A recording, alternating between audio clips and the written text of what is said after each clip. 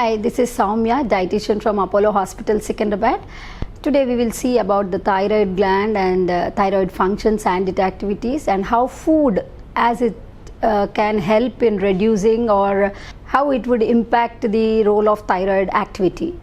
So thyroid gland, as we all are aware, the thyroid hormone controls our body temperature, maintains our weight, heart rate, pulse beat, as well as normal growth and development of the child. This is the reason why it is very important, especially during pregnancy, to ensure that our thyroid activity is well under control and it is checked regularly so that the child growth and development is not hindered.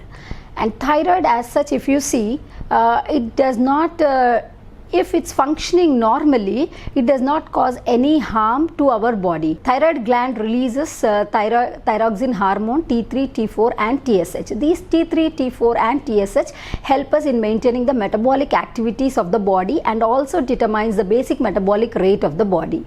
So when there is the thyroid hormone secretion, that is the thyroid stimulating hormone secretion from the body, it ensures that the T4 and T3 are released according to the requirement of the body. If there is very low TSH, that means the thyroid enough of T4 is not released, and thereby leading to hypothyroidism. And if there is if the TSH is too high, that means the activity is too high, there is no enough production of T4, could lead to hyperactivity of the thyroid gland or hyperthyroidism. So when the foods, if you come to, we must have read in many of the articles or everywhere, we will very commonly listen that foods cause an impact, and many people stop eating foods like cruciferous vegetables, saying that these can cause damage or cause the inactivity of the thyroid gland.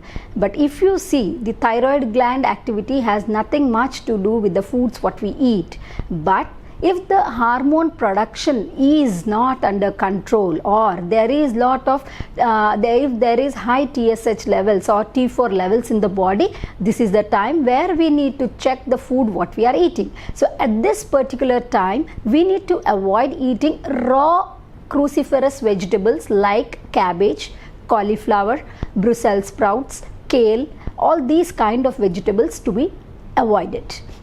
But if the thyroid gland is normal and if the thyroid function is normal and we are hypothyroid and on the medications, we can still consume all these cruciferous or the brassica family vegetables so that we get other nutrient properties of these vegetables. Especially these vegetables are rich in fiber and antioxidants.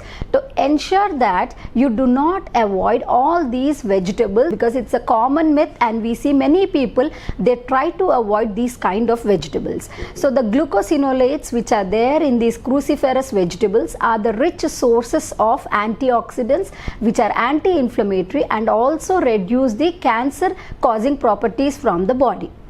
So how can we reduce or how can we ensure that these fruits, these vegetables do not cause much damage to the body by even though we include them. So when we include them, ensure that you don't eat raw, and you also try to wash, clean or boil them. When we are boiling, the glucosinolates are inhibited or their production is reduced, and thereby they do not stimulate much of these anti-thyroid properties. This is the reason why it's not essential to avoid eating cruciferous vegetables, but still we can continue eating cruciferous vegetables.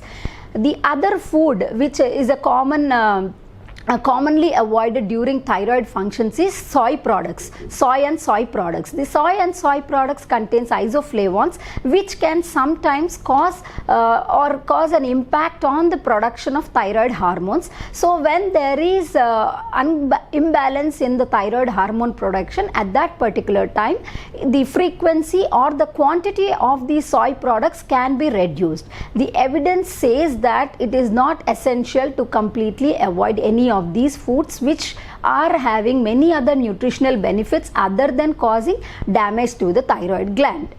And the other common thing what we see is supplements, medicinal supplements or the medical supplements which are there. it is very important that when we take these supplements, so that they are properly utilized in the body. Like for example, iron supplements, calcium supplements, multivitamin supplements, many of us do take them, and during the COVID also we have seen that many of us consumed many of these supplements. So these supplements, it should always be ensured that it is taken not along with the thyroid tablet or within very few hours of the thyroid tablet consumption. So if you are taking this thyroid tablet early in the mornings, ensure that these tablets are taken post lunch or post dinner, so that their absorption is maximum in the body.